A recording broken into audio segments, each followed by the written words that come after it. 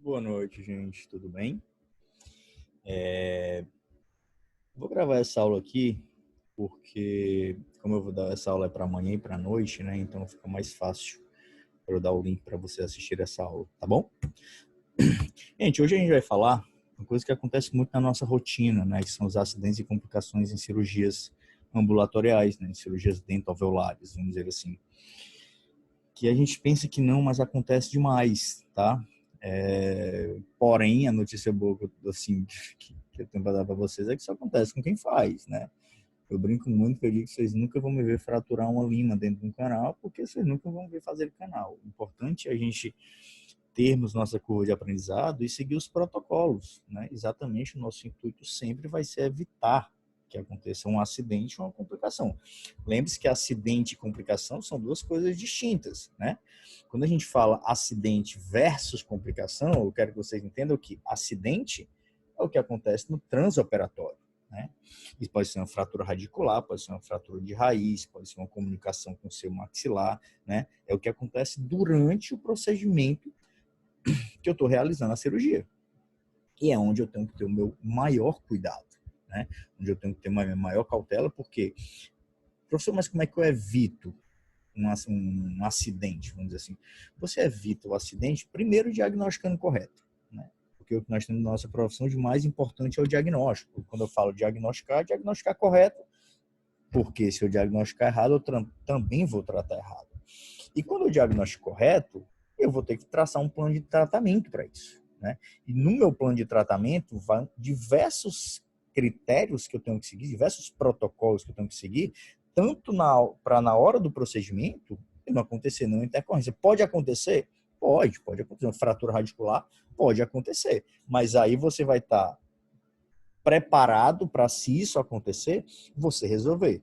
O que não se pode fazer é que nem muitos profissionais fazem, às vezes por condição de, eu até entendo, né? Você chega, porque vocês não sabem como é que funciona, mas você chega num PSF lá, gente, o pessoal quer que você faça milagre, né? Você tem duas colheres e quer que você faça uma cirurgia ortognática, né? Tô brincando, claro, mas infelizmente é bastante precário, né, a condição de instrumental, né, de condição para a gente tratar os casos nos PSFs. Aí, por isso que se algum de vocês for para o PSF, vocês têm que batalhar junto com o gestor, né, do município, para vocês comprarem materiais adequados, para vocês não ficarem na mão ou então não conseguirem finalizar os tratamentos, porque não tem coisa pior que você começar a realizar um procedimento, acontecer um acidente e você não conseguir resolver porque não tem como resolver, né? Mas, professor, como não tem? Você vai tirar um segundo molar, que está com a cara extensa. Um canino, vamos piorar a situação, vou tirar um canino. Tratado canal, com a cara enorme, que não dá mais, não dá para salvar, né? Que já destruiu basicamente quase a coroa toda, só que essa cara, ela também foi subgengival e está abaixo do subinfraóssea. Não tem como você conseguir restaurar aquela unidade dentária, nem com pino, nem com couro. Bom, você condenou a unidade dentária. E aí você vai tirar esse dente. E aí você vai com seu fórceps lá, tenta pegar o mais baixo possível, pega na coroa, na hora que você balança, puf, termina de quebrar. Aí essa raiz você vai ver ela lá dentro do alvéolo. Só que você não tem uma caneta de autorrotação, você não tem uma broca, você não tem nada para conseguir criar uma canaleta ou criar de uma forma que você consiga resolver o caso. Então, é isso que vocês não podem se encontrar, tá? E aí ficar deixando raiz em alvéolo aí à torta e à direita, mas isso não pode. Porque aí você pode começar a gerar problemas para os pacientes, tá? E quando a gente vai fazer qualquer procedimento cirúrgico, lembre-se que técnica primeira é excelente. Só que o dente é de vocês, o osso é do paciente. Eu tenho sempre que imaginar que qualquer procedimento cirúrgico, qualquer extração dentária que eu for fazer no meu paciente, eu tenho que imaginar que aquela unidade, que aquela região que eu estou removendo aquela unidade dentária, ali vai ser reabilitado posteriormente. Como vai ser reabilitado vai depender do paciente, mas eu tenho que deixar aquele leito preparado para reabilitação, seja uma prótese removível, seja uma prótese fixa, seja um implante, seja qual for. Mas eu não posso deixar a região de qualquer forma, mas esse cara nem vai reabilitar. Você não sabe. Ele pode, naquele momento, não ter uma condição ou uma instrução para isso, mas depois ele pode vir a ter, tá? Então, sempre todo cuidado quando a gente for fazer os nossos procedimentos cirúrgicos para não ocasionar nenhum acidente, tá? E a cautela, né, vai evitar muito isso também, né? Chegar e querer fazer de qualquer forma, que aí vocês vão ter, com certeza, vão terminar causando uma iatrogenia, tá? E as complicações são o que acontecem nos pós-operatórios, um alveolite, um edema exacerbado, não esperado. Se você faz um procedimento cirúrgico, você faz uma osteotomia, uma ostectomia, uma odontodissecção, aquilo é esperado um edema, tá? Mas se esse edema é muito grande, e aí a gente já é uma complicação pós-operatória, infecções locais, tá? Infecções tardias. Então, aí você tem que lançar mão de várias coisas que envolvem no transoperatório e os meus cuidados pós-operatórios. Minha cirurgia limpa, minha cirurgia com a biossegurança, minha cirurgia com os materiais estéreis, evitando qualquer possível infecção posterior, faço meu procedimento cirúrgico tranquilo, não tem, sem nenhuma intercorrência no transoperatório, tenho um cuidado com os meus alvéolos para eu prevenir alveolite, para eu prevenir edema. E nos pós-operatórios tem a farmacologia. Eu tenho que sempre que no meu pós-operatório, não posso deixar o meu paciente sair do meu consultório após fazer um procedimento cirúrgico sem, no mínimo, um analgésico. E um colutório bucal, um Periogard, no caso, uma clorexidina a 0,12%. O paciente tem que prevenir essa complicação no pós-operatório e uma das formas é essa, tá? E quando a gente fala em acidentes em exodontias, a gente tem lesões de tecidos moles, lesões de estruturas ósseas, fraturas da coroa e da raiz, que é o que mais acontece, comunicações bucosinusais, a gente acha que não, mas acontece bastante, fratura da mandíbula por força excessiva e lesões de estruturas adjacentes, né? Vou querer fazer uma força exacerbada numa unidade dentária para tirar outra e fratura o dente vizinho, né? Vou fazer uma força excessiva para remover o dente com alavanca, não tenho um apoio com o meu indicador, né, com o dedo, com qualquer estrutura para me dar um apoio para isso, o fórceps, a alavanca escapa e, bum, rasga uma bochecha, fura um palato, né, ou arranca, machuca o túbero. Então, isso eu tenho que tomar cuidado, tá? E aí vai esses cuidados vão tanto no meu planejamento quanto na minha execução. Né? No meu transoperatório, eu tenho que tomar todo cuidado com isso, porque senão eu fico lesionando meus pacientes. Eu vou resolver um problema e termino ocasionando outro. Tá? Então, tenham cuidado com os transoperatórios dos pacientes de vocês. Quando a gente fala em lesões de tecidos moles, o que é que nós estamos fazendo? Nós estamos fazendo laceração de retalho. Professor, como é que eu ocasiono uma laceração de retalho? Quando você deixa de fazer uma relaxante, com preguiça de fazer um pontinho naquela relaxante, e você faz uma força excessiva ali, e aí você rasga. Desnecessariamente. Ou você faz um descolamento intrasucular, né, um envelope mais dentes, ou você faz um relaxante. Coisa mais tranquila que tem. Faz a relaxante, base maior do que o ápice, para a gente ter um suprimento sanguíneo daquele tecido e não ocasionar uma necrose. Depois vai sutura. Forma de conveniência, gente, é a melhor coisa que a gente tem para fazer qualquer procedimento cirúrgico. É melhor eu fazer uma incisão, rebater um retalho, ter uma forma de conveniência, que forma de conveniência é a minha área de trabalho, tá? Onde eu vou usar uma alavanca, onde eu vou usar uma broca, e depois eu reposicionar aquele tecido, suturar e deixar fechadinho, do que eu querer abrir bem pouquinho, aí eu vou querer entrar com a alavanca, eu rasgo aquele tecido, eu vou com o meu Minnesota fácil demais, boto uma força excessiva e rasgo aquele tecido, eu venho com a minha broca e fiz uma incisão bem pequenininha, aí venho entrando com a minha broca e a minha broca fica pegando no retalho e lacero aquele retalho todo que eu não consigo depois coaptar aquele retalho. Tudo isso vai ser pior, né? Enquanto se eu fizer lá uma incisão, rebato aquele retalho, faço o que eu tenho que fazer e depois reposiciono, né? E as causas que nós temos? Tamanho inadequado, tracionamento excessivo e deslocamento inadequado. Então, sempre nos meus planejamentos, depois que eu diagnostiquei correto, que eu vou fazer o meu planejamento e traçar um plano de tratamento, eu tenho que imaginar isso. Não, eu vou fazer uma incisão um pouco maior, porque possivelmente aqui eu vou ter que vou ter que usar uma técnica terceira, eu tenho que utilizar uma broca, tronco cônico, uma broca esférica, né, 6 ou 8, 702, 701, 703, não sei, depende do caso. Trabalho, faço o que eu preciso, depois eu reposiciono. E aí eu consigo, faço minha incisão, rebato no retalho, trabalho e venho com o meu tecido e coloco ele na posição inicial. O meu processo de cicatrização vai ser por primeira intenção, porque eu consegui coaptar os bordos. Então, o pós-operatório do meu paciente vai ser muito mais tranquilo, tá? Quando a gente fala, olha aí, uma laceração dessa, ó, totalmente desnecessária, né? Se eu tivesse feito uma incisãozinha correta, um descolamento desse tecido, eu não teria ocasionado essa laceração aqui, que aí eu vou ter que reposicionar isso bem direitinho e eu tenho que deixar esses bordos do mesmo jeito que estava. Mas só que o problema da laceração é porque ele sai todo irregular. E quando ele sai todo irregular, fica muito mais difícil você conseguir colocar ele na posição ideal, né? Quando você faz uma incisãozinha bem reta, né, bem certinha, você tem mais facilidade em fazer isso, tá bom? Então, é um pequeno cuidado que vocês têm no seu planejamento, tá? E segue o planejamento.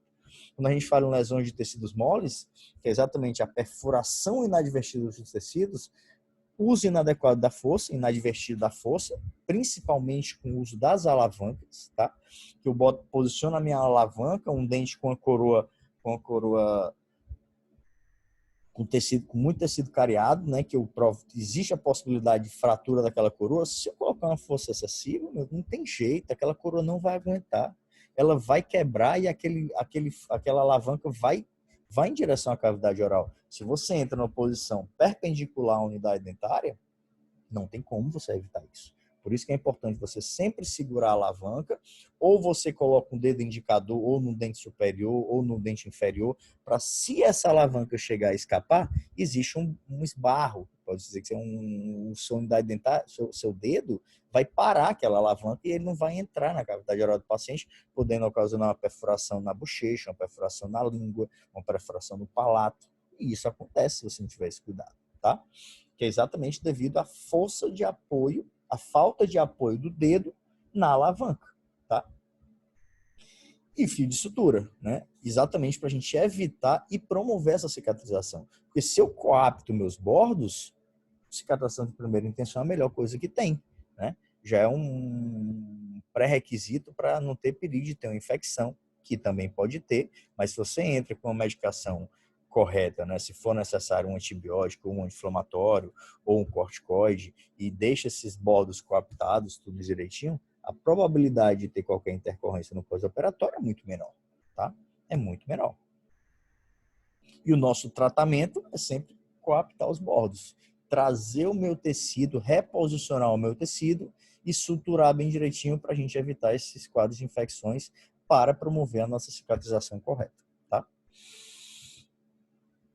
As abrasões e queimaduras de lábios, muitas vezes acometidos pelos afastadores, né? Você posiciona o afastador. O que acontece muito que eu vejo é às vezes eu vejo o aluno querendo afastar, ou até os colegas querendo afastar, tá com o molde ali, aí vem querer afastar com aquele molde e puxa, né? Aquele molde é muito pequeno, o Minnesota é para isso, o próprio Minnesota, se você fizer uma força excessiva com aquele Minnesota, você vai rasgar, né? Tinha um professor meu que, quando a gente faz cirurgia ortognática, né, você tem que tensionar um pouco o lábio do paciente, porque você vai trabalhar, vai fazer incisões verticais, horizontais lá embaixo na mandíbula. E tinha um colega meu que ele usava um Minnesota e ele puxava o lábio do paciente com uma força excessiva que ficava muito marcado. E quando começava a cirurgia, o meu orientador já dizia: você, por favor, não vá deixar o paciente que nem o Coringa, não, porque parecia que ele queria abrir a comissura do lábio do paciente, né? Então, essa força é delicada, você não pode puxar demais. Qualquer dia que vocês tiverem a oportunidade, façam assim, peguem um Minnesota, coloquem em vocês e tracionem com força. Gente, dói para danar. Dói para danar. Então, quando vocês forem usar o Minnesota de vocês, a força é moderadinha, leve. É só para afastar o tecido para você trabalhar. E quando você for afastar esse tecido para auxiliar o seu colega, a força também é leve. Normalmente vocês seguram o auxiliar, afasta para o operador suturar, vamos dizer assim, né? Para ele suturar, ter uma facilidade melhor de suturar com um porta-agulho e uma pinça de atriz, né? Então, se o meu auxiliar usa uma força exacerbada, vai machucar o meu paciente, né? Então, tem que tomar cuidado. O que muito acontece, a gente pensa que não, mas o que muito acontece, principalmente no caso quando você vai utilizar a técnica terceira, que é a utilização de brocas, né? Que você não afasta muito o tecido, ou é uma região muito, às vezes o paciente tem uma limitação de abertura de boca, né? Um dos grandes limitantes dos procedimentos cirúrgicos é o paciente não conseguir abrir a boca. Mas muitas vezes o paciente não tem culpa, a cavidade oral dele é pequena. né? Às vezes os pacientes têm uma certa limitação de abertura de boca, mas você não pode, não, você tem a boca muito pequenininha, eu não vou fazer, não, você tem que fazer. O que você tem que ter é cuidado, tá? Principalmente quando você for utilizar brocas, que é aquela rotação, aquela não sei quantas mil rotações por minuto ali, se aquilo ali pegar em qualquer tecido, ele rasga. Imagina se corta osso, imagina tecido mole, né? Então tem que tomar muito cuidado para não pegar numa bochecha, para não pegar num lábio, para não pegar numa comissura, porque isso, gente, fica a cicatriz, machuca, o paciente fica vários dias sentindo essa dor, uma dor intensa, ali só incomodando, e o paciente fica chateado, né? Então sempre cuidado com a utilização de brocas para não causar lesões nos tecidos, tá bom? E quando isso acontece, aconteceu, a gente tem que tratar, né?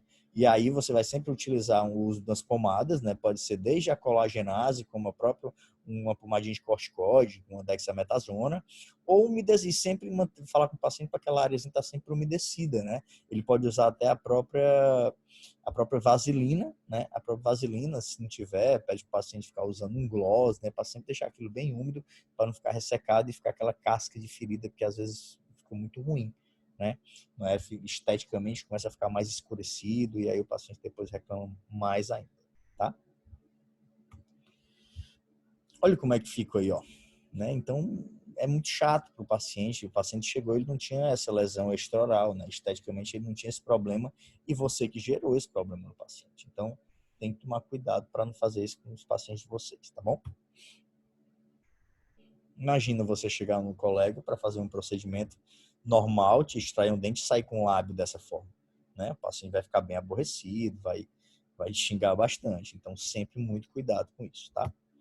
E o Minnesota evita muito isso. O Minnesota, ele serve de afastador, mas também serve de proteção, né?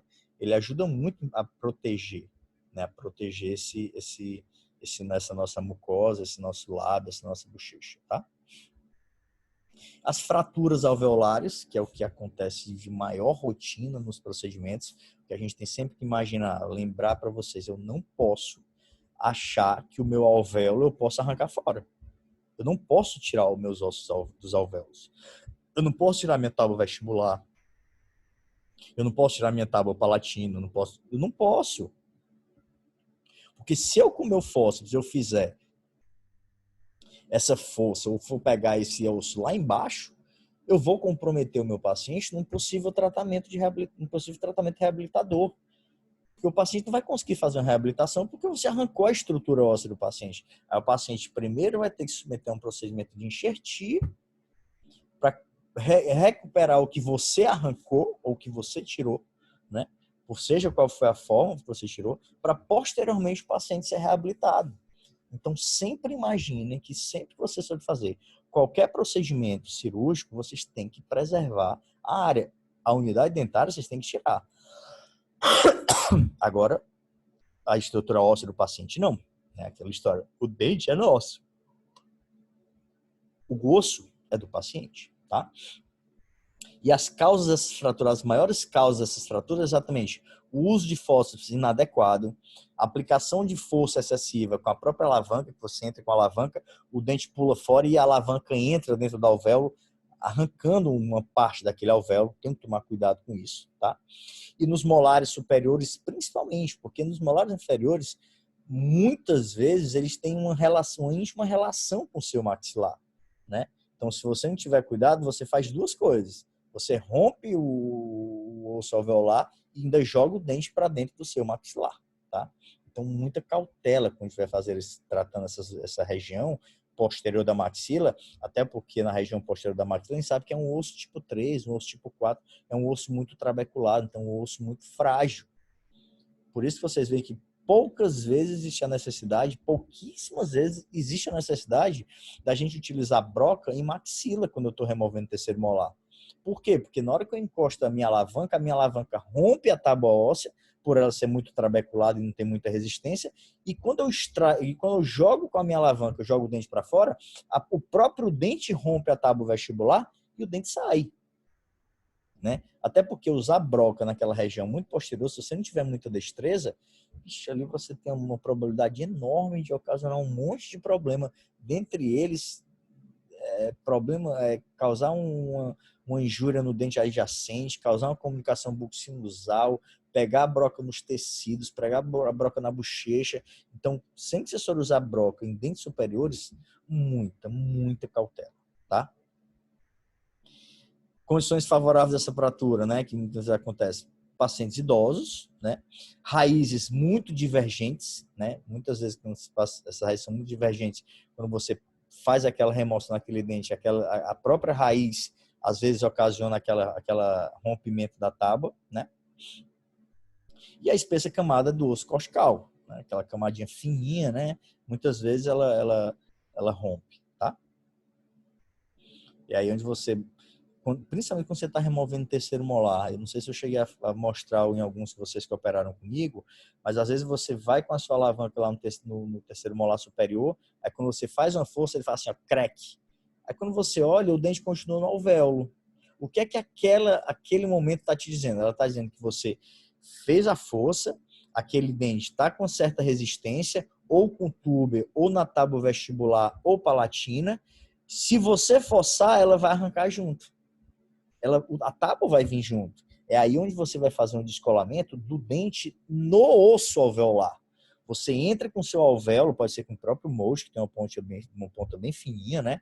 Pode lançar a mão de um sindesmoto, pode lançar a mão de um periótomo, né? Tem vários instrumentais para você conseguir fazer isso, onde você vai destacar o dente do osso. E, consequentemente, você evita a remoção daquela estrutura, né? Que vai favorecer o paciente ser reabilitado posteriormente. Então, tem que tomar cuidado com isso, tá bom? É uma das causas exatamente da fratura da tuberosidade maxilar, né? Que é um tecido bastante fino, né?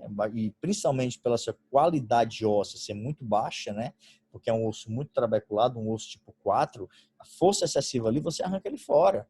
E não tem jeito, muitas vezes esse terceiro molar, ele está em contato mais firme com o seu dente, né? Então, se você fez a força no dente, ele fez crack e continua no canto, isso quer dizer que você só fez uma fratura no osso alveolar. Você não está removendo a unidade dentária. Entendam, gente, dente, ele é preso por ligamento periodontal. Não existe aquela força excessiva. Se você está colocando muita força, tem alguma coisa errada. Pare, veja onde é que tem aquela retenção. Pega uma broquinha fininha, vai lá, ó, desgasta, tira esse contato do dente com o osso, que o dente sai. Nada do que uma brocazinha 701 bem fininho, ou até uma própria zecria, você não entra lá e solta aquele dente do osso e não precisa ficar botando forças excessivas. Essas forças excessivas causam um monte de coisa. Fratura do alvéolo, fratura da tuberosidade, fratura mandibular, né? Essa força excessiva pode causar fratura do dente adjacente, pode causar um monte de coisa. Então, tô fazendo muita força, para. Não tá certo. E vê o que é que você tá fazendo, tá?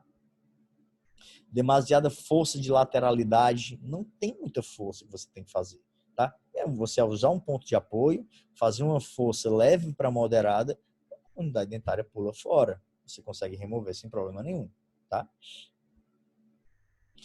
No tratamento, né, exatamente essa dissecação do osso e sutura e limagem no local de sutura, né? Cuidado para não deixar, lembra que eu falei, todo procedimento cirúrgico que vocês fizerem, vocês têm que deixar a área preparada para ser reabilitada posterior. Se eu estou tirando um dente naquela região, terceiro molar não, mas um segundo molar, provavelmente ali o paciente vai reabilitar, ou vai botar um implante, ou vai fazer qualquer coisa para reabilitar, que ele precisa voltar a ter uma oclusão com o inferior, exatamente para não causar nenhum problema. E uma perda da unidade dentária começa a causar vários distúrbios no sistema estomatognático. Então, eu tenho que preservar isso. Então, se eu fiz lá, tirei o dente, ficou uma espícula óssea, eu vou com a lima, vou com o alveolótomo. O que eu não posso deixar é aquela espícula viva e boto o tecido por cima. Depois o paciente vai colocar uma prótese, não consegue porque aquela prótese machuca o paciente. Tá? Isso é só um cuidado mínimo que nós temos que ter nos nossos procedimentos. Tá bom? Olha aí a fratura da tuberosidade maxilar. Professor, essa fratura da tuberosidade vai causar uma injúria muito grande para o paciente? Não, graças a Deus o tuber não tem muitas funções. Tá? O grande problema dessa força para remover esse dente, eu vou lembrar para vocês um caso até que eu falei, aqui provavelmente foi uma força meio bruta. Né? O dente estava resistente, o rapaz provavelmente utilizou um fósseis, aí fez... e aí vê esse monte de osso do paciente. Lembra-se daquele caso que eu falei para vocês, acho que foi para vocês que eu falei, de um ex-aluno meu do hospital, que ele acompanhava a gente lá na residência, aí ele me ligou perguntando se eu podia atender um paciente bem cedinho, que ele foi tirar um dente, e se eu podia avaliar lá no interior. Eu disse, claro, não, eu vou mandar uma ambulância e levar ele no hospital. Eu, tá bom. Quando eu fui desligando, ele, professor, eu posso mandar a peça? Ele falou, mandar a peça? Que peça? Mas não é um dente, eu fiquei pensando. Eu mande a peça. O que foi que aconteceu? Quando o rapaz colocou a alavanca para tirar esse terceiro molar superior, estava resistente. Aí ele disse, tá resistente? Pô, peraí, para ver se tu tem mais força do que eu. Aí ele fez, subiu em cima da alavanca. Aí o que é que fez?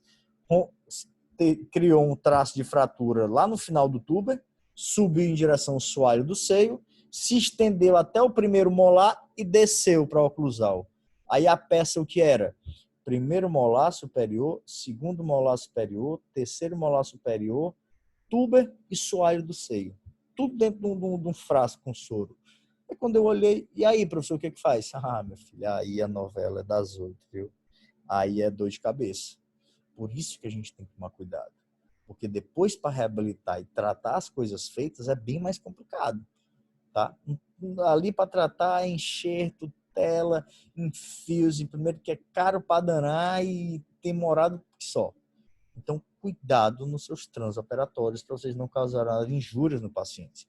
E a atrogenia, gente, é o que muita gente acomete por falta de conhecimento. Isso não cabe a vocês. Vocês entendem de tudo. Vocês sabem, vocês já presenciaram, vocês tiveram aula de absolutamente tudo. Então, tá resistente, tá errado. Para. E vai ver o que é que tá. Se não estiver conseguindo ver, não tem problema. Faça uma incisão, rebata aquele retalho, visão direta. Vou ver onde é que está aquele contato, vão tocando. Aí, se for o caso, venho com a broquinha, vou destacando, vou soltando aquela. Tem uma anquilose, problema, venho com a minha broca lá, ó, desgasto o dente todinho em volta, depois vem tiro, só o dentinho anquilosado lá, deixo o osso no local. Se eu fizer uma força excessiva, eu vou arrancar tudo junto. O traço de fratura vai acontecer no lugar mais frágil. E aí, esse lugar mais frágil, quem sabe? Nosso Senhor. Né? Então, cuidado com isso, gente. Não se usa força excessiva em cirurgia, tá? Fratura de coroa raiz, né? Que mais acontece na nossa clínica, muitas vezes devido à cáries extensa ou força excessiva, né? Se meu dente está rígido, né, um pré-molar, eu vou ter uma indicação de remoção de um pré-molar por motivos ortodônticos. Eu vou lá no meu pré-molar inferior, um osso mais compacto, né, um osso mais resistente, seguro com o meu fósforo 151, faço a intrusão lá pro dente, ele nem mexe. Vestíbulo palatina, vestíbulo lingual, nem mexe. Aí mexe não, pô, peraí. Fratura. Aí, para tirar essa coroa, essa raiz é mais chato. Dentes tratados canais. Sempre que vocês forem remover uma unidade dentária, vocês vão lembrar pro resto da vida de vocês. Toda vez que vocês pegarem um dentinho tratado canal que vocês forem lembrar, que tiver lá, mesmo duro igual rocha, vocês vão lembrar de mim. Dente tratado canal, vocês têm que ir com cuidado. Vocês têm sempre que ter uma canetazinha de alta rotação e uma brocazinha bem fininha, uma 701 troncocônica cirúrgica ou uma zecria, porque muito provavelmente, ou um periótomo, né? Muito provavelmente vocês vão precisar de um instrumental para conseguir remover, tá? Dente tratado canal é muito resistente, né? As fraturas radiculares, o adagalsamento, a laceração e a hipercimentose é o que mais acontece. A gente tem com hipercimentose, você tem que fechar o seu diagnóstico no pré-operatório. Se eu olhei minha radiografia, vejo que aquela raiz está com dilaceração enorme, poxa, eu tenho que imaginar que ali eu tenho que entrar com a broca, eu vou tirar a raiz até onde está na curvatura e depois eu tiro outro pedaço. Eu não vou conseguir tirar ela toda, não vou, tá? Cirurgias no osso, na mandíbula, né? Um osso muito mais compacto, né? Muito menos trabeculado, então um osso mais resistente. Eu tenho que imaginar que os meus dentes que eu vou remover na mandíbula, provavelmente eu vou precisar de uma forcinha um pouco a mais. Quando eu digo um pouco a mais, é que na mandíbula, dente duro demais também está errado. Para e vai com a broquinha e solta aquele contato, aquela resistência, né? Ou então você fazer rotação em dente multiradicular, gente. Né? Rotação em dente multiradicular, você vai fraturar. Movimentos com fórceps. Intrusão uniradicular. Intrusão, vestíbulo palatino, giroversão, remoção. Uniradicular. Multiradicular, intrusão, vestíbulo palatino, remoção. Se eu fizer a giroversão, são duas raízes. Ela vai quebrar. Ela vai quebrar. Tirar raiz é muito mais difícil que tirar raiz é muito mais difícil que tirar dente com coroa. Então, não percam essa oportunidade de tirar o dente vocês inteiro, porque depois vocês vão ter muito trabalho, tá? Só quando realmente não for possível. Tudo bem? Prevenção para isso, odontosecção. Tá duro, meu irmão. Vai lá, dente multiradicular, tá duro. Eu venho com a minha broquinha, transforma aquele dente multiradicular em 2 ou 3 dentes multirradiculares, se ele tiver 2 ou 3 raízes. Daí ele sai bem mais fácil. Dente com laceração, venham lá, ó, corto, deixo essas 2, 3 raízes, vira um dente uniradicular e sai muito mais tranquilo. Consequentemente, eu vou evitar essa força excessiva para remover por fina força com a força que eu precisar. Que aí eu vou ocasionar um problema maior depois, tá? E aí vem a grande questão, professor, e a fratura radicular? Remove ou não o fragmento? Sempre, sempre, sempre remove o fragmento.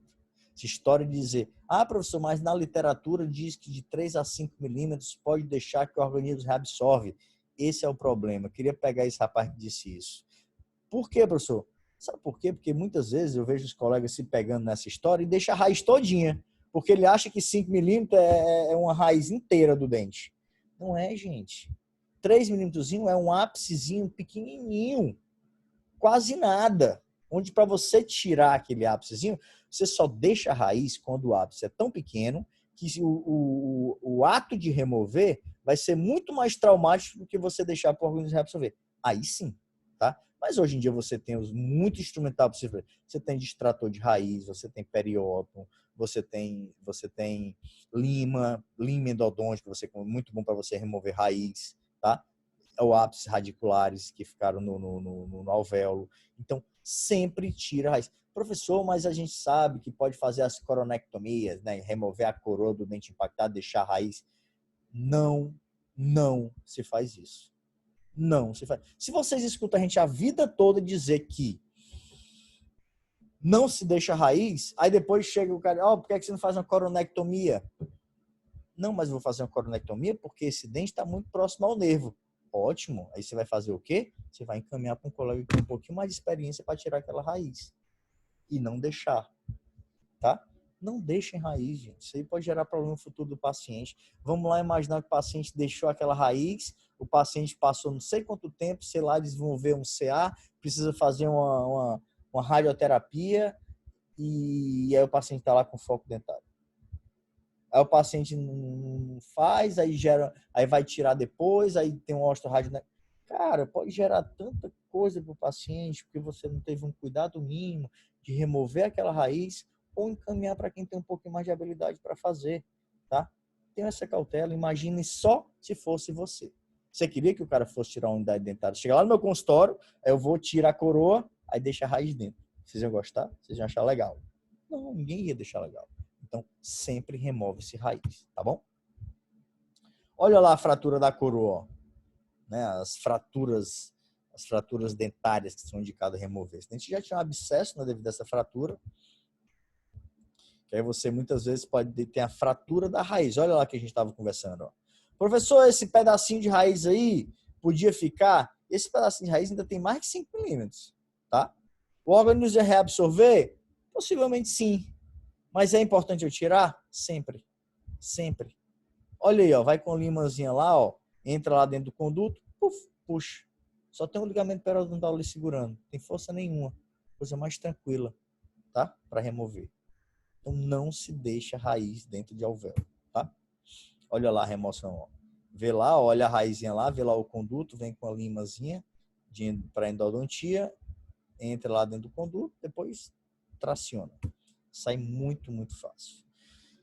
Comunicações associadas ao seio maxilar. Gente, isso acontece demais. isso acontece demais e eu vejo, às vezes, os profissionais não dão o cuidado que isso precisa ter. Vocês têm noção que uma comunicação bucosinusal você pode levar o paciente a óbito? Se essa comunicação infeccionar e gerar uma meningite, o paciente vai a óbito, gente, se não for tratado com urgência, porque você não teve um cuidado mínimo com a comunicação bucosinusal de você. Mas, professor, mas é porque tem casos que não se tem o que fazer. Concordo. Tem casos que não tem como evitar. Se o dente está lá em íntima relação com o seu maxilar, se eu tirar aquela unidade dentária, é óbvio que vai ter a comunicação. O que eu preciso saber é que eu vou tratar aquela comunicação. Eu não posso deixar. Mas eu trato com o professor. Primeira coisa, na literatura vocês sabem. Até 2 milímetros, fecha espontâneo. De 3 a 6, eu posso fazer 2 retalhos, né? E soltar e fechar, ou rodar um retalho. A partir de 7, comunicação extensa. Soltar, usar o corpo adiposo, a bola de bichar, tá? Para fechar aquela comunicação. O que eu não posso deixar, não vai fechar. Uma comunicação, um buraco desse tamanho, você olhar para o seu paciente, não se preocupe, não vai fechar. Não, não vai fechar. Aquilo vai evoluir para a sinusite crônica, pode evoluir para infecção generalizada, evoluir para meningite, o paciente vai a óbito, por falta de negligência. Então, cuidado com os casos de comunicação com o seu maxilar, tá? Que essas complicações muitas vezes levam a sinusite, né? Por quê? Para um corpo estranho dentro do seu maxilar, uma raiz dentro do seu maxilar, uma broca dentro do seu maxilar, um implante dentro do seu maxilar, que eu simplesmente deixei lá. Então, não posso fazer isso. Eu tenho que ir atrás. Eu tenho que ir atrás, tá? E é a coisa mais boba, né? Não tem nada de outro mundo. Você foi lá, o dente está íntimo contato. Você foi com todo cuidado do mundo, cautela, prudência. Mas o dente subiu para dentro do seu. Faça um relaxante, rebata aquele retalho, faça a minha cardiolook, venho lá meu sugador, aspiro lá e puxo o dentinho. Só isso. Coisa mais básica do mundo. Não tem nada demais. Depois eu venho, boto uma membranazinha ali na região, suturo, deixo bem suturado, acabou. Resolvi um possível problema posterior para o meu paciente, tá? As comunicações, né, bucosinusais, que a gente acontece, tá? Olha lá, ó, deslocamento do dente para dentro do seio. Ó a cardiolook lá que eu acabei de falar. Jogou o terceiro molar para dentro do seio, veio lá, fez uma incisãozinha, rebateu, fez a cardiolook, o dente está ali, com a mais linda, ó. Vem lá com um aspiradorzinho portátil, com bomba a vácuo, na hora que eu encosto, eu puxo. Mas, professor, eu não consigo entrar com a pinça. Você não vai abrir isso aí para entrar com a pinça. Um aspirador, quando você puxa, o dentinho vem, tá? Não vão fazer, eu preciso fazer uma loja enorme, porque senão a minha pinça não entra para abraçar esse dente. Pelo amor de Deus, não façam isso, tá? Pensem no paciente de vocês. Pensem no paciente de vocês. Olha um dente que nem esse aí, ó. Tem como eu pensar em remover uma unidade dentária dessa e não ficar uma comunicação bucosinusal? Não, gente, não tem, porque o dente já está dentro do seu maxilar. O dente já está dentro do seu maxilar. Então, a probabilidade de eu ocasionar essa comunicação é enorme. Mas eu já vou sabendo que, na hora que eu tirar esse dente, eu vou soltar bem o meu retalho e eu vou fechar esse alvéolo para evitar essa comunicação. Ele cicatrizar por primeira intenção. É isso que eu tenho que fazer. Porque eu diagnostiquei, eu planejei e eu executei corretamente. É isso, são os passos, são os protocolos que nós temos que ter para os tratamentos, tá? Mas o dente foi pro seio, aí eu fiz o que lá, ó? Incisãozinha intrasucular, levantei bem o tecido, ó. Olha até onde foi descolado aqui, ó. Até canino. Não quis fazer relaxante? Ok, mas eu preciso estender essa minha incisão envelope, tá? Preciso estender para eu poder ter soltar bem esse retalho para chegar lá em cima, né? Fiz lá a minha cardiolook, vim com a minha sugadorzinho lá, puxei, ficou a pontinha da raiz, vim com a minha pinçazinha e pincei e removi o dente. Só isso. Não tem nada de outro mundo para fazer isso aí, tá? Tratamento. Na maioria das comunicações bucoantrais cicatriza espontaneamente com pouca intervenção, ou seja, até 2 milímetros. E a maioria das comunicações são pequenas. O que você tem é que manter contato com o paciente. Não posso abandonar o paciente. passa o seu celular para ele, explica para ele que, ó, existe isso, essa explicação você tem que dar é antes de realizar o procedimento. Você mostra a panorama do paciente, mostra, você está vendo essa loja aqui? Você está vendo seu dente? Ó, ela está em íntima relação, é como se o seu dente já tivesse metade dentro do seu maxilar.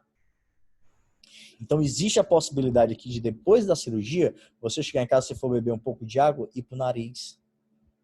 Então, você precisa evitar, principalmente o quê? Se quiser espirrar, espirra não segura espirro, espirra normal, para não criar uma pressão negativa e ficar comprometendo o processo de cicatrização, né?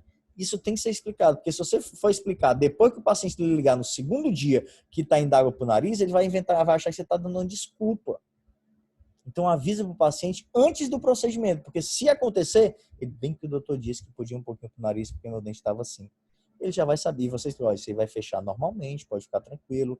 Eu, pessoalmente, sempre que faço qualquer procedimento que envolve seio maxilar, eu gosto de prescrever antibiótico por 14 dias, exatamente para a gente prevenir os quadros de infecções no seio e evoluir para meningite, tá? E é engraçado você prescrever antibiótico por 14 dias. Aconteceu um fato muito legal comigo uma vez. O paciente foi no meu consultório, ele ia fazer levantamento de seio bilateral dos seus maxilares para a instalação de um protocolo de... Eu fiz 8 implantes, né, na maxila dela, um levantamento de seio bilateral. Eu prescrevi, né? Prescrevi Clavolin por 14 dias para ela, exatamente para a gente não ter problema nenhum de infecção e comprometer os implantes, perder os enxertos e tal. E aí ela veio tirar os pontinhos com 7 dias, né? E aí ela chegou no consultório já falando assim: opa, doutor, como é que tá? Não, tá tudo bem, não senti dor, não foi nada, inchou um pouco, mas eu fiz o gelo, né? Eu tinha feito o protocolo, né, de antibiótico inflamatório corticoide, passado um analgésico e clorexidina pós-operatório, e aí tá tudo bem, sem dor, sem nada, doutor. Doutor, aí eu tirei os pontinhos, sim, doutor, preciso só falar um negócio pro senhor. Aí, o que foi que houve? Ela, não, é porque assim, meu neto, ele acabou de se formar em medicina, e ele viu a minha receita aqui, e aí ele disse que o senhor prescreveu errado. O senhor prescreveu o Clavolin por 14 dias. Ele disse que Clavolin a gente prescreve só por 7 dias. Né? Aí eu parei assim, respirei fundo, aí disse assim, não, deixa eu lhe explicar. Quando isso acontecer com vocês, de algum outro profissional, mas aí você tem que ter propriedade do que você está falando. Né? De algum outro profissional, você utilizar, passar um anti-inflamatório por 10 dias, passar um corticoide por 5 dias, passar um antibiótico por 2 semanas. Você tem que ter propriedade por que você está fazendo aquilo. Exatamente para se você for questionado, você saber dizer o porquê e não ficar uma coisa implicada porque eu pensei, não.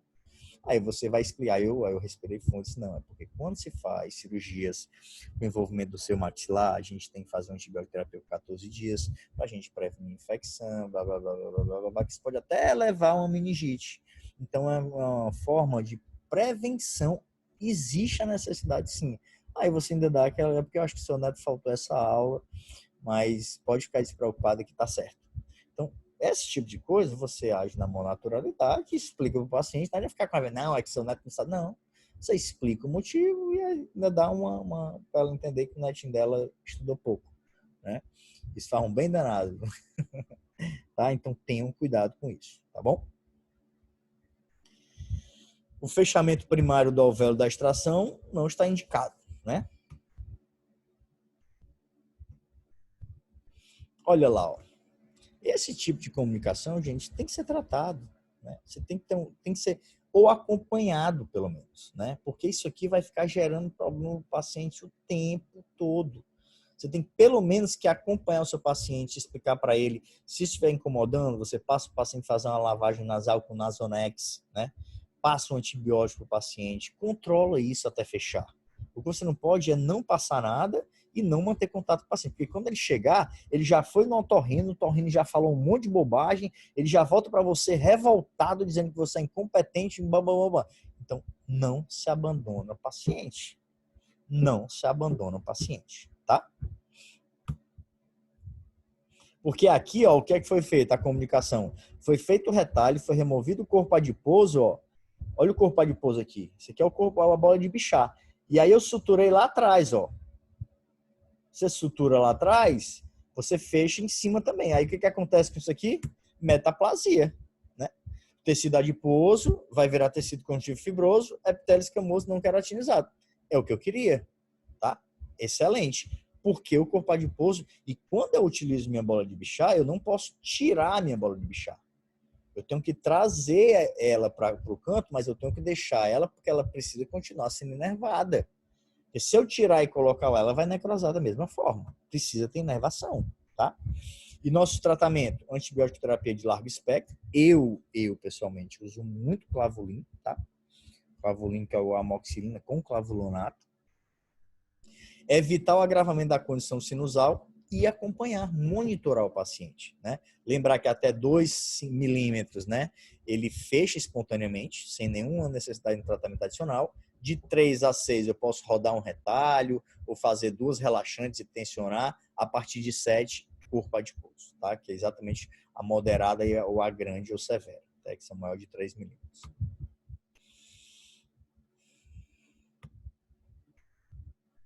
Olha aí, tem como eu remover uma unidade dentária dessa sem causar uma comunicação? Tem, não tem. Por quê? Porque o dente, a raiz do dente já está dentro do alvéolo. Então aqui, ó, eu estender um pouco mais a minha incisão, soltar o meu tecido do palato, soltar o meu tecido da vestibular, eu consigo coaptar esses bordos. E aí, ainda mais, e eu gosto de fazer uma sutura em massa, exatamente para isso não soltar e cicatrizar, e o paciente vem remover com 7 dias. Prescrevo o periogarte do paciente, né, porque o periogarte é bactericida bacteriostática, então é melhor para a recuperação do paciente, e o paciente vem remover os pontinhos com 7 dias. E aí fica tudo ok, tá? Olha lá, soltou, bem fechadinho. Aí é tranquilo, né? Aí é tranquilo. Isso aqui é muito legal, ó. Isso aqui é um artigo de 2000, né? Que ele falando da comunicação bucosinusal, dando origem ao ducto, né? Que ele fala que essa comunicação, ela gera um ducto patológico revestido de tecido fibroso, né? Que recoberta a região. Por isso, sempre deve se fazer o fechamento e não deixar ela fechar por segunda intenção, tá? É exatamente o que nós fizemos ali. Já esse aqui, ó, ele já diz bem, ó, o melhor tratamento da comunicação bucosinusal, isso é o fundamental, é prevenir que ela aconteça através da realização de um bom diagnóstico, de um planejamento e da observação cuidadosa do caso, tanto radiograficamente quanto clinicamente. Lembrar sempre que a clínica é soberana. Radiografia é um exame complementar, tá? Eu não faço procedimentos olhando para a radiografia, tá bom? E as nossas comunicações, distrações dentárias, traumas, efeito de radiações, osteonecrose dos maxilares, patologias, cistos ou neoplasias também pode ocasionar, as infecções e as cirurgias locais, né? Que o nosso diagnóstico para essa comunicação, ele é um exame clínico, né? Sempre avaliação clínica, que eu vou fazer o quê? Vou buscar o porquê o paciente chegou, porque quando eu bebo água vai para o meu nariz. Então você vai fazer uma anamnese para saber o que foi que se esse paciente relatar toda a vida dele. Depois você vai buscar o histórico de o que aconteceu, né? Se o paciente fez uma remoção de um dente, se o paciente sofreu um trauma, se o paciente tem algum problema, e aí você vai buscar o porquê. E para diagnosticar a comunicação bucosinusal, a melhor forma é a manobra de Valsalva. Manda o paciente fechar a boca e o nariz e soprar, né? Quando ele assopra, tampar o nariz e assoprar. E aí você vai lá na cavidade e coloca um espelho, né? Porque ele fecha o nariz e tenta equalizar, né? Que aí, se ele tiver uma comunicação, esse ar vai sair pelo alvéolo para dentro da cavidade oral. Aí, quando você bota um espelhinho lá no alvéolo, o que é que você vê? Saindo ar e aquele espelho fica embaçado. Essa é a melhor forma de você diagnosticar a comunicação bucosinusal, tá? Nossos exames de imagem intraorais, né? Panorâmicas, radiografia de PA de Váteres do seu das faces para ver, e o padrão ouro, tomografia computadorizada, né? Principalmente feixe-cone, que é a tomografia utilizada para odontologia, né? Porque a gente consegue captar todos o volume de face, crânio em um único volume, e aí você consegue, num software, conseguir ver melhor e ter melhor previsibilidade de plano de tratamento do paciente, né? Então, sempre que possível, tomografia associada, né? Tomografia vai te dar essa previsibilidade melhor do que uma radiografia periapical, que vai ser muito ruim, qualquer intraoral ou periapical ou oclusal. A panorâmica não tem riqueza de detalhes. A PA de Váteres também não. Isso aí a gente vai usar quando não tiver outra opção, mas se tiver a opção de uma tomografia computadorizada, sempre solicitar uma tomografia computadorizada para a gente fechar um diagnóstico correto. Gente, nos dias atuais, não existe mais você ir para um procedimento ou qualquer coisa sem um diagnóstico certo, tá? Os exames complementares estão aí para isso.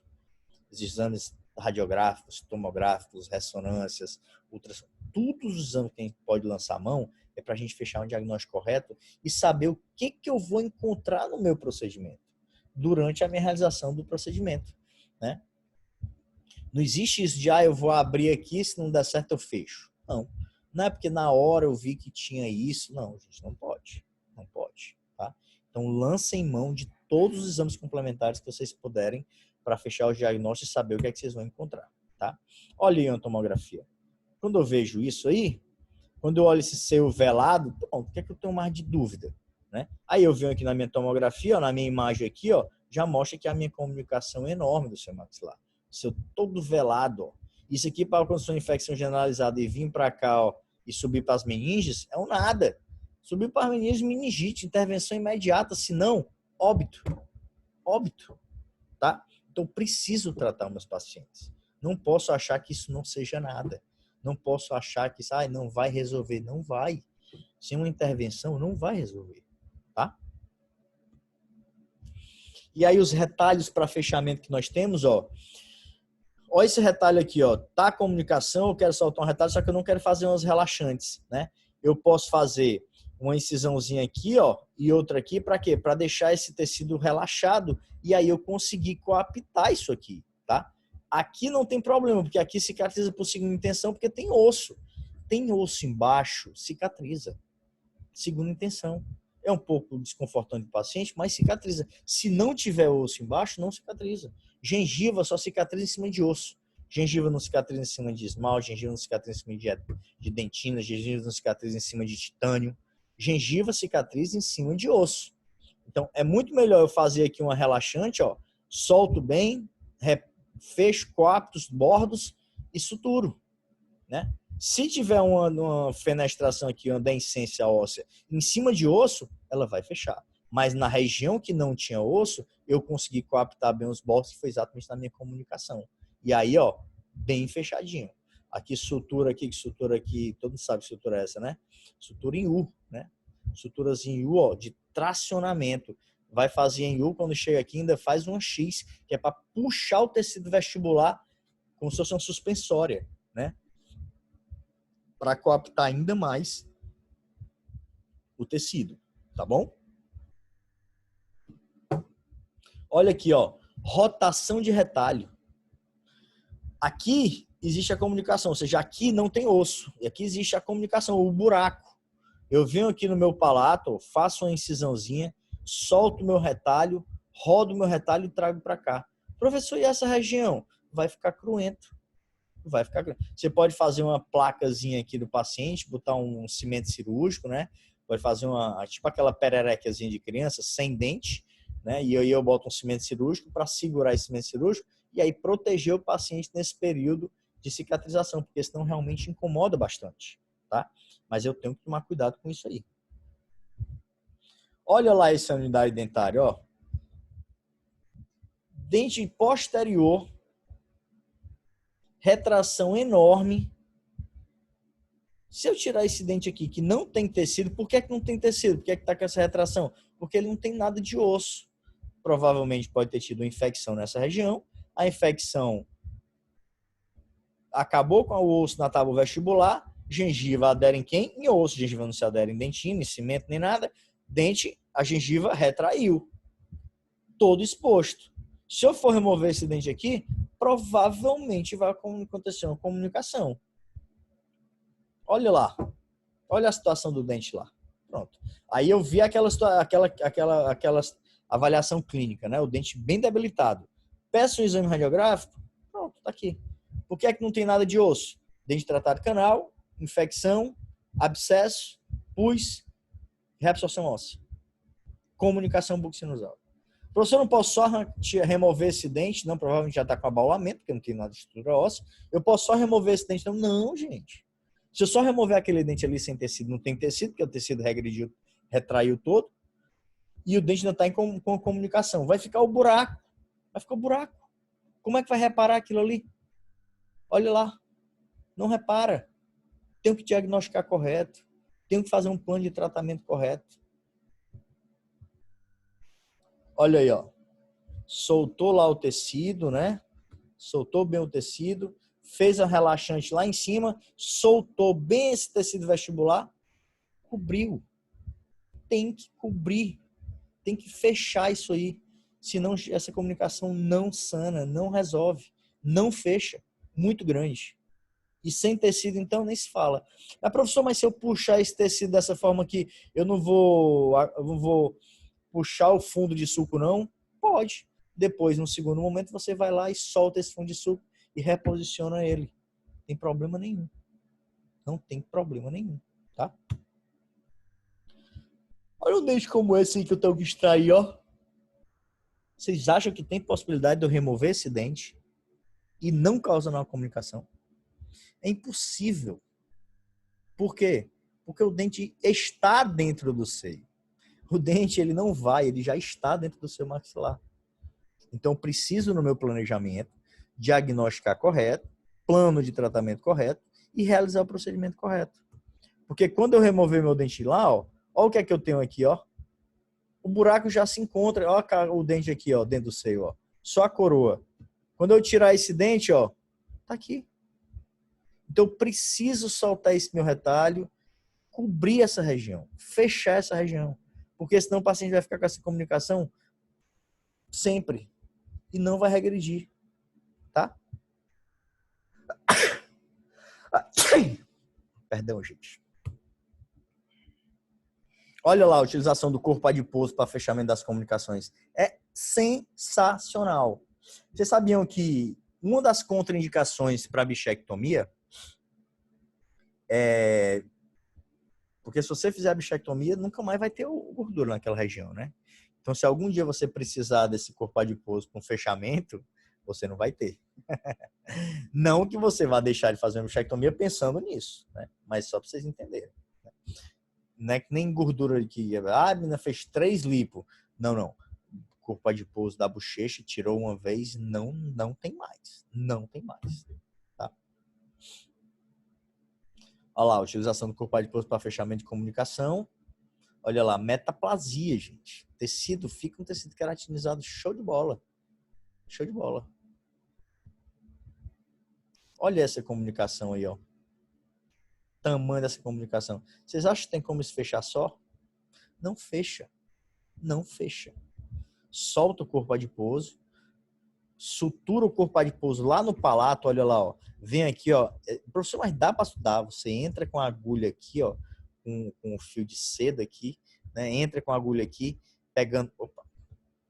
Pegando assim o máximo da massa do corpo adiposo. Esse corpo adiposo aqui, ele só foi deslocado, ele não foi removido, tá?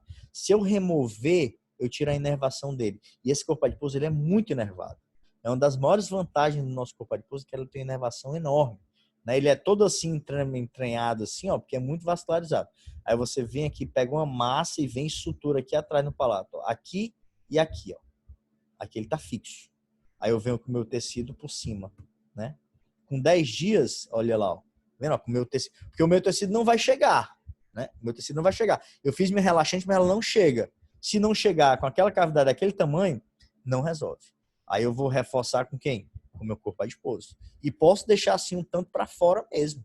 Pode deixar um tanto para fora. E faz uma sutura bem firme, para isso não ter espaço nenhum para ficar com nenhum espaçozinho aí. 10 dias, 15 dias, um mês, olha lá. Evolui com metaplasia e fica excelente, tá? Excelente. Nossas comunicações, né? Compensar as doenças sistêmicas, tratar infecções locais, evitar a tensão dos retalhos, promover área cruenta no local de contato retal, tudo nós já falamos, né? Remover tecido ósseo suspeito de osteite, né? No caso das osteites, remove aquele tecido, ou tecido necrosado, tá? E evitar traumatismo e infecções no pós-operatório. Medicação pós-operatória e evitar que o paciente tenha um repouso, né? Evitar que o paciente fique machucando aquela região, tá? São as nossas orientações pós-operatórias. E as causas da nossa comunicação, movimento de impulsão ou intempestivo, principalmente com minha alavanca, que é como muito acontece. E para eu prevenir isso, tudo que já falamos, né? Identificação do paciente sobre o risco. Preciso orientar meu paciente, gente. Se você sabe que aquilo pode acontecer, previne. Pior coisa que tem é você falar ao paciente depois que acontece, que ele vai achar que você errou e está querendo justificar. Aí é onde acontecem os processos. Se você orienta o paciente, cara, você tratar bem o paciente, explicar para ele, deixar ele bem informado, ele não vai criar confusão se existir qualquer intercorrência no transoperatório, tanto que você resolva. Você não pode chegar ao paciente e dizer assim, ó, se eu tirar esse dente aqui, eu posso causar uma comunicação bucosinusal. Só para você ficar sabendo. Ó, causa de uma comunicação bucosinusal, ó, realmente comunicou. Aí você não dá um telefone pro paciente. O paciente liga lá para o seu consultório, ninguém atende. Ninguém dá uma satisfação. E o paciente preocupado está bebendo água. Já passou não sei quantos dias, ninguém... Isso não pode. Isso não pode, tá? As nossas avaliações pré-operatórias, né? Eu consigo fechar o meu diagnóstico com as radiografias ou tomografias, que é o padrão ouro, que é muito melhor, né? E quando a remoção do dente do alvéolo, ser curetado delicadamente. Muita comunicação, gente, acontece porque o cara vai tirar um dente, um primeiro, segundo ou terceiro molar, ou até os pré-molares em uma íntima relação ao seu maxilar. Não, eu tenho que curetar aqui o meu alvéolo para evitar um alveolite. Aí quando ele vai curetar o bichão, o alvéolo tá lá embaixo do seio, lá tem uma casquinha de ovo. Aí ele manda uma cureta e pum, comunica. Aí o colega gerou uma comunicação bucosinusal onde não existia. Então, cuidado com as curetagens em região de molares, tanto superior quanto inferior. Se o inferior tiver íntima relação com o nervo alveolar inferior e você for curetar, parestesia. Tocou lá no nervinho, parestesia temporária, parestesia transitória. Mas não, professor, mas eu curetei com força mesmo. Aí eu cureto, aí vejo lá o meu nervo alveolar inferior, aí eu acho que é um cisto. Aí eu vou querer arrancar aquele cisto. Aí ele arranca. Aí ele corta o nervo alveolar inferior. Parestesia definitiva. Não tem anastomose no mundo que volte a sensibilidade daquele paciente. Então, cautela. Cautela e prudência é sempre bem-vinda, tá? E a minha antibiótico terapia, que nós vamos fazer no pós-operatório, que a gente vai usar no nosso paciente? Eu, pessoalmente, gosto muito de usar clavulin, né?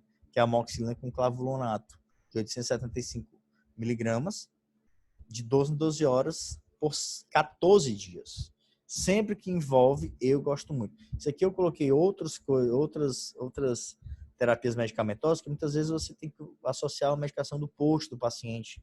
Né? Então, se o paciente não tem condições, ele vai pegar no posto, aí você lança mão de uma amoxicilina associada a um metronidazol, uma clindamicina, tem que ver o que é que tem no posto, né? Pra gente medicar, que varia muito de lugar para lugar. Passo sempre a dexametasona, 4 miligramas, né, de 12 em 12 horas também, né? E um anti-inflamatório. Eu lanço muito mão do nimesulida, né? O carro-chefe é o nimesulida de 100 miligramas, que muita gente, muitas vezes, tem alergia ao ácido acetilsalicílico. Então, eu lanço muito mão do nimesulida de 100 miligramas de 12 em 12 horas via oral, né? Analgésico, se dou, né? Você tem muita dipirona e o paracetamol, mas eu gosto muito de lançar mão do Torax sublingual, né, que é um inflamatório de 10 miligramas, né, que sana muito bem a minha dor. Então, como sana muito a minha dor, eu gosto muito de passar para os meus pacientes. Né, e aí você pode lançar mão dos sprays para lavagem, né, lavagem nasal, né, que você pode usar o Clinaris, o Marecis, o Salsep. Então, eu gosto muito também do Nasonex, né? O Nasonex também é muito bom, tá? E soro fisiológico, né? Para ele lavar a cavidade nasal. Manobra de Valsalva, né? Quando não é evidenciado clinicamente, fechar a narina, o paciente faz expiração, se borbulhar ou sair um arzinho lá no espelho, é o nosso melhor diagnóstico para comunicação bucosinusal, tá? Fraturas de mandíbula. Ah, professor, fratura de mandíbula não acontece não, gente, acontece. Acontece. Força excessiva para remoção de dente inferior, a mandíbula fratura. Tá? Terceiro molar, então, terceiro molar, a partir do classificação de P. Gregory, né? Fundo, né? 1, 2, 3, 3C, né? Então, se você não tiver cuidado, uma chance muito grande de você fraturar a mandíbula, né? P. Gregory 3C é onde você mais tem que tomar cuidado, tá bom? Do de Winter, né, que principalmente os transalveolares, né, ou então os dentes distoangulares também acontece muito, né, os casos de você querer remover muito osso e aí você vai fragilizando aquela mandíbula. Você vai tirando todo o osso, esquece que você tem que tirar é dente, né, porque muitas vezes o pessoal vai remover dente impactado, ele acha que ele tem que tirar é osso. Não, gente. Você vai tirar o osso só até você ver o dente. Depois que você vê o dente, você vai desgastar dente. Porque o dente você pode desgastar, o osso você não pode. Aí o cara manda broca para cima, desgasta um monte de osso e depois vem com a alavanca e bota a força do mundo todo. Fratura. Não tem jeito, fratura. Tá? Então cuidado com isso. As causas, remoção de cirurgia de terceiro molar impactado, força excessiva com uso de alavanca. E aí, professor, como é que eu trato isso aí? Redução e fixação da fratura, né? Aí você tem que ter uma plaquinha do sistema 2.0 no consultório para fazer uma Champy ou fazer uma AO, né? Que são duas plaquinhas, uma na área de tensão e outra na área de compressão, para você dar uma estabilidade naquela mandíbula, né? E fixação intermaxilar, o paciente ficar com a boquinha travadinha também é uma das formas. Porque se ela fraturar, mas ela não cavalgar, é mais fácil você tratar. Olha lá, ó.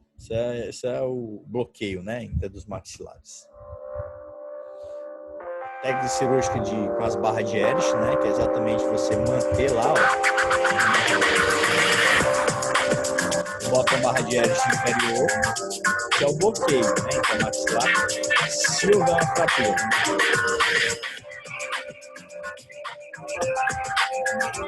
Aí você vai usar os anéis, né? Anel de Aipo, o anel de Clô, tem vários anéis que a gente pode fazer para estabilizar essa. Aí fazendo um anel de Aipo, para estabilizar essa nossa barra de Erich. Corta a pontinha lá, ó, porque ela fica com os ganchos nos inferiores. Depois você vai colocar a barra de Erich no superior. Vai fazer da mesma forma, e aí você faz o bloqueio. Esse bloqueio, hoje em dia, ele não é mais feito com fio, ele é feito só com elástico, tá? Não existe mais a necessidade de fixar com fio. Não existe mais a necessidade da gente fazer essa fixação com fio, tá? A gente faz só com fio de aço, a gente faz só com elástico, né? Que a gente consegue ter uma estabilidade muito legal e a quantidade de dias. Você não pode mais ficar não sei quantos dias, porque você vai terminar gerando um problema na articulação do paciente. Aí você vai manter aí, né, uns 15 dias esse paciente com bloqueadinho, volta, faz uma avaliação, vê se o paciente está sentindo dor, o paciente medicado, né? E aí você vai acompanhando e vai liberando o paciente, nada de fazer alimentação, fazendo alimentação só líquida pastosa, né, com todo cuidado e vai acompanhando o paciente. Na maioria dos casos, resolve-se fácil, tá? Mas eu vou dizer uma coisa, ficar com essa barra de Erich aí, meu amigo, isso é chato. Eu não digo isso porque eu acho, não. Eu digo isso porque eu já usei. Quando eu era moleque, eu era moleque. No colégio, eu jogando, levei uma cotovelada na boca e tive uma fratura na mandíbula, né? E aí eu fui colocar essa barra de Erich, rapaz, eu fiquei só a tripa, né? Porque você não come, você só toma líquido. E o líquido é um canudinho aqui entre o dente e a bochecha lá para trás, você fica... Então é doloroso, você só falta ele arrancar a barra de Erich com a mão, depois que passa uns 15, 20 dias. Eu passei 30 dias com a barra de Erich e na época ainda usava o fio de aço, então o bicho era duro, duro mesmo, nem mexia, então é muito doloroso isso aí, tá? Mas é uma das condutas para se tratar se não fizer a fixação rígida, ou de Champy ou da AO, tá? Olha lá, ó, remoção do dente, né? Tirou sem excesso ou fraturou quando colocou a alavanca, né? O paciente tinha os brackets, né? E aí foi colocado as ligas, né? Para manter essa oclusão aí e o paciente não ficar abrindo a boca, né? Várias liguinhas lá para poder fazer a cirurgia, né? E foi feita uma incisãozinha submandibular, né? Exposto lá a fratura e aí foi colocado 2 plaquinhas lá, ó. Uma plaquinha na zona de tensão e outra na zona de compressão. E suturado. Suturazinha intradérmica, suturazinha na mandíbula, né? Super tranquilo. Mas aí você chegar para o seu paciente, que chegou no seu consultório, para tirar um terceiro molar, você dizer para ele que você vai ter que ir para o hospital porque teve uma fratura de mandíbula, você vai ter que fazer uma incisão no rosto dele para colocar 2 placas, isso é brabo, viu? Você passar isso para o paciente de vocês. Então, cautela, cuidado. E só acontece com quem faz, se você não tiver cuidado, óbvio, tá? Eu digo muito que isso é uma questão só de você ter um pouco de senso da sua curva de aprendizagem. Dependendo do nível de curva de aprendizagem que você tiver, encaminhe esse paciente. Se o caso está muito complexo, encaminha para um cara mais experiente, que ele vai resolver o caso fácil, tá? Que vocês querem se meter e terminar tendo um problema maior, né? Aí é uns artigos, né, de trauma de fratura, né, com remoção de terceiro molar, os fatores de risco, medidas preventivas, os métodos de tratamento, né? Mostrando os casos de fratura. E olha lá, foi tirar o dentinho e fraturou, né? E aí foi colocada a barra de Erich, né? Colocada a barra de Erich e bloqueado o paciente, né? Que hoje em dia a gente não usa mais esses fios nesse bloqueio, porque o paciente vai ficar um tempo com esse fio. Então pode usar só a linha dando uma contenção bem rígida mesmo, né? Aí no caso é porque o paciente foi para a cirurgia, porque para ir para a cirurgia a gente faz o bloqueio com fio de aço, porque depois, como eu vou colocar as placas, depois o paciente não precisa ficar bloqueado, né? Se eu for fazer a cirurgia para colocar as mini placas, não tem necessidade do paciente ficar bloqueado no pós-operatório, porque eu coloco 2 placas e aí consegue ter as funções normais. Esse é o problema de quando o paciente tem fratura mandibular e é tratado por médico, porque na verdade o médico ele não entende de oclusão, né? É o que é que o médico faz? Ele vai querer colocar só os dentes, alinhar o osso. Só que ele alinha o osso fica bem alinhadinho, só que a mordida fica cruzada. Ou seja, ele não fez nada. Ele vai começar a gerar problemas nas articulações do paciente, né? Então, a cirurgia de reconstrução mandibular, o meu principal objetivo é trazer a oclusão do paciente para eu ter funcionalidade. Senão, não fiz absolutamente nada, né?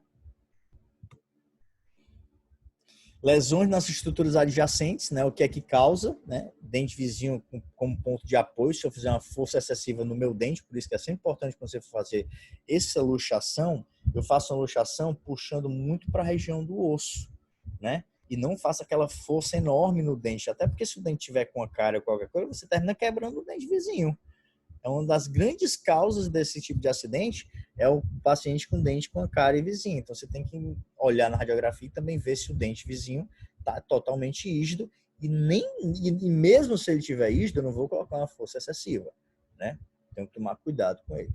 Hipercimentose, né? No caso das hipercimentoses radiculares, que tem que ir nos meus planejamentos. Paciente com hipercimentose, a gente não adianta, não tem o que fazer, é broca, é ostectomia, odontosecção. Não tem como eu pensar em fazer outra coisa, né? E muitas vezes o uso inadequado do fórceps, né? Se eu pegar esse meu fórceps e puxar para um lado do meu unidade dentária, ou eu posso fraturar eu posso causar uma injúria no meu dente, tanto no dente vizinho quanto no dente antagonista também, tá? E o tratamento para isso é você assumir a responsabilidade. Se você causar essa fratura, você ou reabilitar o paciente, seja como for, ou se for ter que fazer uma cárie, ou fazer uma restauração, ou fazer um pino, ou fazer uma prótese, ou fazer um implante, você tem que assumir essa responsabilidade. E realização do tratamento subsequente, né? Isso aí você tem que assumir isso aí. Quadro de hemorragias, né?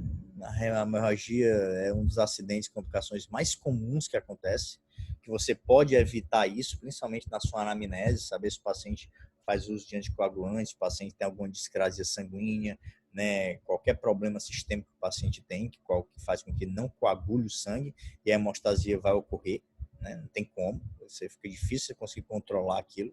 Então você tem sempre que preparar o paciente para o procedimento cirúrgico, lembrar sempre. Cirurgia, gente, qualquer procedimento, na verdade, não só cirurgia. O nosso não existe mais, a odontologia atual não existe mais de tratar de dente. O paciente é uma coisa só, é um sistema. Tá? O paciente não é uma unidade dentária, 32 unidades dentárias, uma maxila, uma mandíbula, não. O paciente é um sistema. Se eu for fazer tratamentos mais invasivos nele, eu tenho que avaliar o paciente por completo. Tá? Não posso fazer de qualquer jeito. Tá? Tenho que ter essa responsabilidade. A prevenção que nós temos, né? Exatamente o histórico cuidadoso do paciente, né? Se o paciente faz uso de substância em uso, né, de ácido acetil salicílico, anticoagulante, antibióticos de amplo espectro, no caso de vitamina K, álcool, vários problemas que o paciente pode estar tem que fazer para evitar isso, né? Quando existe essa necessidade e o paciente tratou, que eu vou fazer o tratamento, primeiro, manipular o mínimo possível. Principalmente questão de retalho. Não vou fazer relaxante. Se eu fizer relaxante, eu vou estar cortando mais vaso. Então, eu tenho que evitar isso, né? Já vou utilizar um anestésico com vasoconstritor já para minimizar esse sangramento, né? Toda vida que eu for suturar, fechamento primário das feridas, né? Eu tenho que fazer coaptar meus bordos, né? Eu preciso coaptar esse meu bordo nas minhas suturas, né?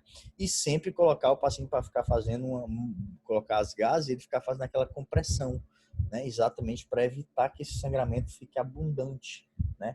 Bota 2 gases, manda o paciente apertar, chegar em casa, tira a gás, se sangrar, manda a gás de novo.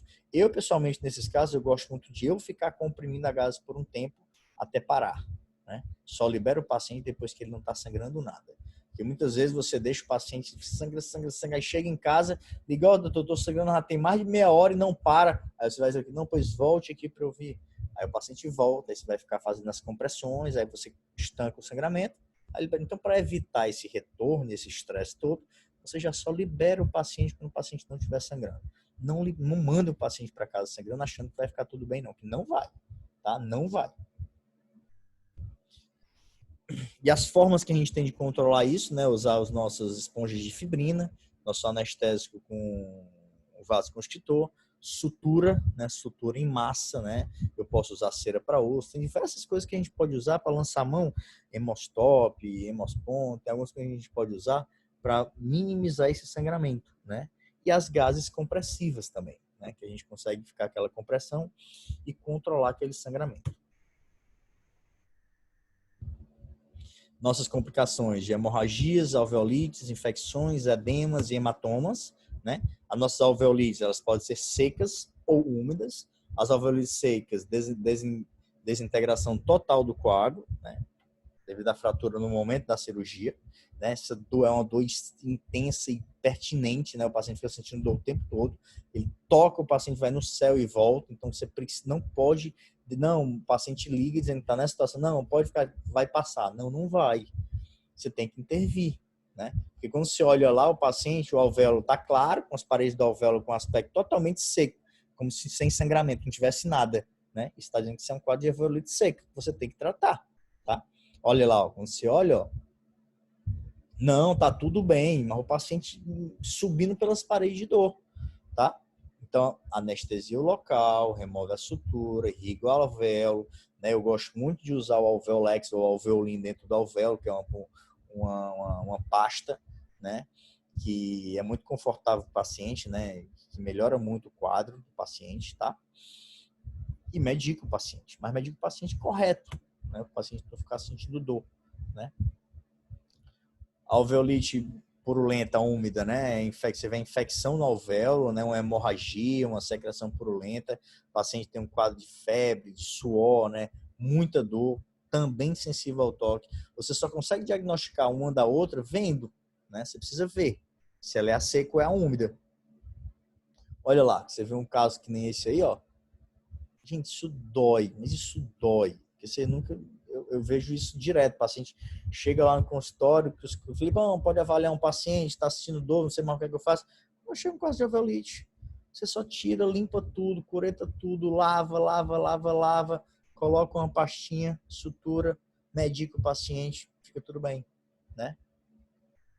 Anestesia o local, remove a sutura, irriga bem o alvéolo, faz uma curetagenzinha, né, intraalveolar, medicação. Né? Eu gosto muito de colocar também a medicação dentro do alvéolo.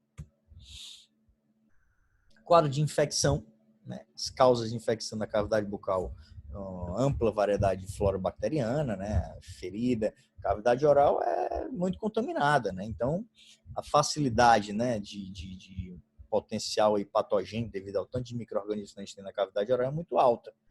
Então, para prevenir isso, né, principalmente tem que identificar os pacientes de risco, e eu identifico isso nas minhas anamneses, né? Paciente de risco é que eu tenho que tomar cuidado, né? Sempre que eu vou fazer os procedimentos, muito cuidado no manejo dos tecidos, né? Tenho que ter muito cuidado com esses tecidos, que tanto o excesso de incisões muito longas, rebater muito retalho com pacientes de risco, tá? Desnecessário. Se eu só faço isso, eu só faço incisões, eu só rebato retalhos quando for necessário, tá? Não preciso fazer isso quando não tiver necessidade, pelo amor de Deus, gente, né? Curetagem dos tecidos necróticos, né, infectados, tem que limpar bem. O paciente chegou no seu consultório com aquilo infectado, primeira coisa, visualização. Tá tudo aquilo infectado, você tem que drenar tudo, você tem que limpar tudo, curetar tudo, tirar tudo aquele tecido. Se tiver fibrose, arranca a fibrose, lava para você deixar tudo limpo. Não adianta querer o paciente chega com um quadro infeccioso, né? Edema, pus, o caramba, querer medicar o paciente. Daqui que essa medicação vai fazer efeito, você imagina, ó, cheio de pus, você medica o paciente com antibiótico. Quando o antibiótico vai começar a fazer efeito, ele tem que debelar toda aquela infecção que já existe, debelar todo aquele pus para começar a fazer efeito. Então você tira tudo aquilo e medica. A ação é muito mais rápida. O benefício para o paciente é muito maior, tá? Tenha um cuidado. Tratamento imediato, né? Depois que eu limpei, lavei tudo, tirei tudo aquele tecido, aquele pus, antibiótico terapia de largo espectro, 48 a 72 horas após, se houver formação de abscesso ou coleção purulenta, incisão e drenagem de novo, pede a cultura antimiograma e orientar a antibiótico-terapia para ver se a medicação que você está passando está fazendo efeito ou não. E aí, muitas vezes, se vocês tiverem qualquer dúvida, encaminham o paciente para o infectologista, gente. Não tem nada de mais nisso. Não tem nada de mais. Tem que ver, fazer para saber qual é aquela, fazer a cultura e o antimiograma para ver qual é aquela bactéria, para saber qual antibiótico vai fazer efeito. Não adianta vocês quererem ficar passando amoxicilina de 500 miligramas. Quantas vezes eu já tive que tratar, o paciente foi para o colega, está com infecção, o colega já fez, eu já estou tomando antibiótico tem 21 dias. 21 dias você está tomando antibiótico, está desse jeito, tá? O que é que você está tomando? Estou tomando amoxicilina de 500 miligramas. Não está tomando nada, gente. Não está fazendo efeito nenhum, tá? Então, cuidado com isso. Olha lá, ó. Infecção.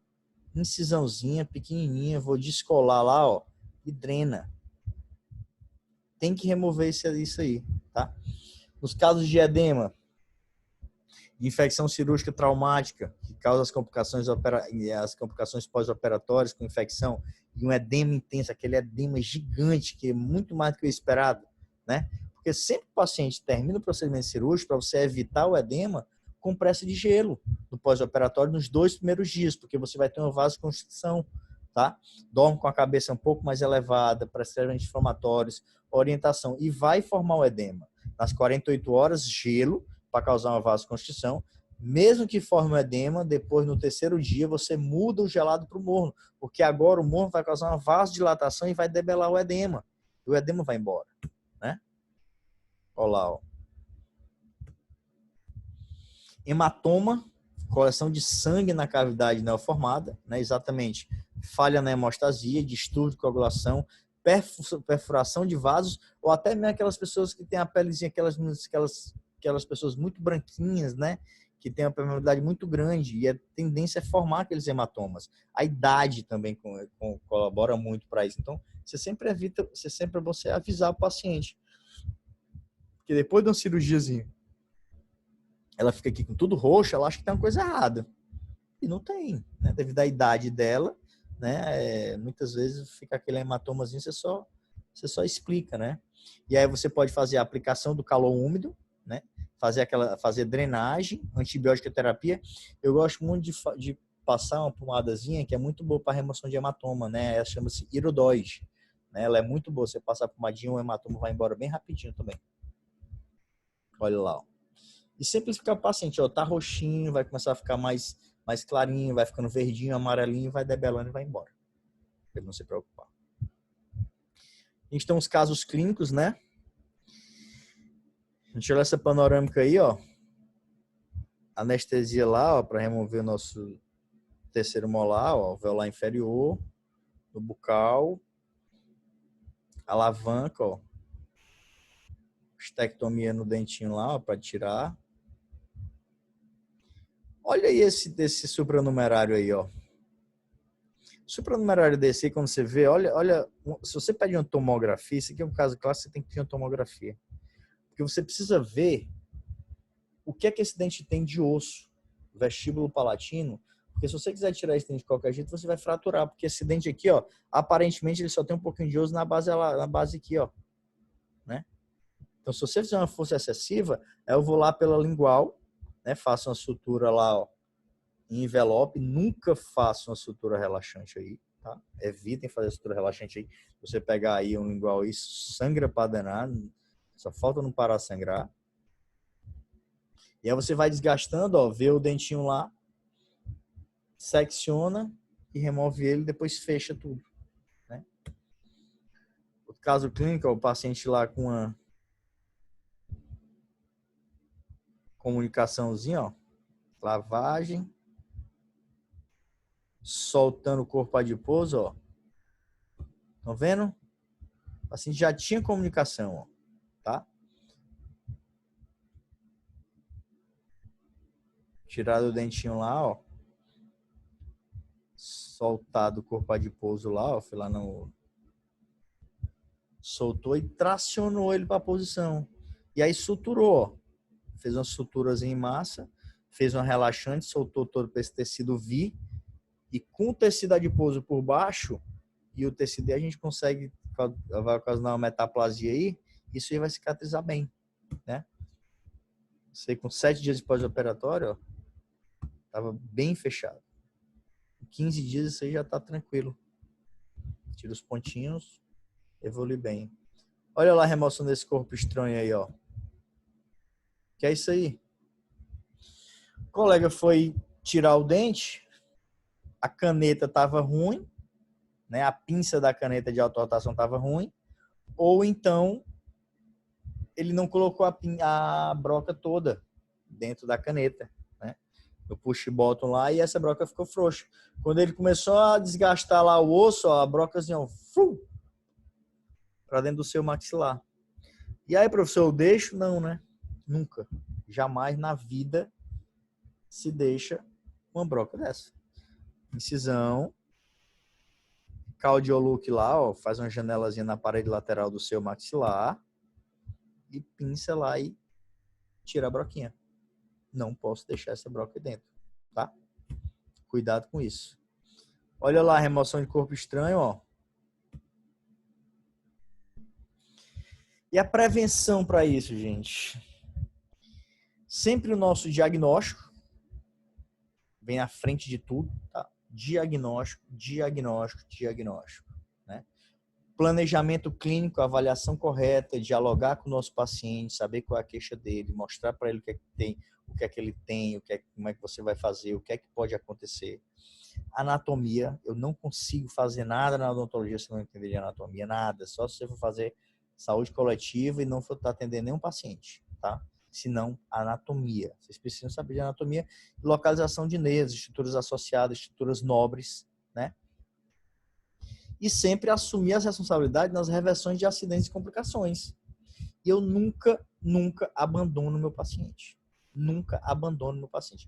Casos que tem qualquer intercorrência, esses que eu tenho que ficar em cima do meu paciente, tá? Tenham cuidado com isso.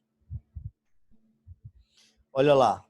fechei meu diagnóstico, fazer meu planejamento, a clínica é soberana, tem os exames complementares para sempre me basear, tá?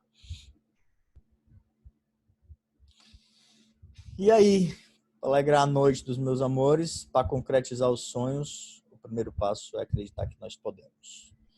E vocês são todos capacitados, né? Já é todo mundo dentista já. Então, vocês vão chegar lá. Acredito em todos, tá bom?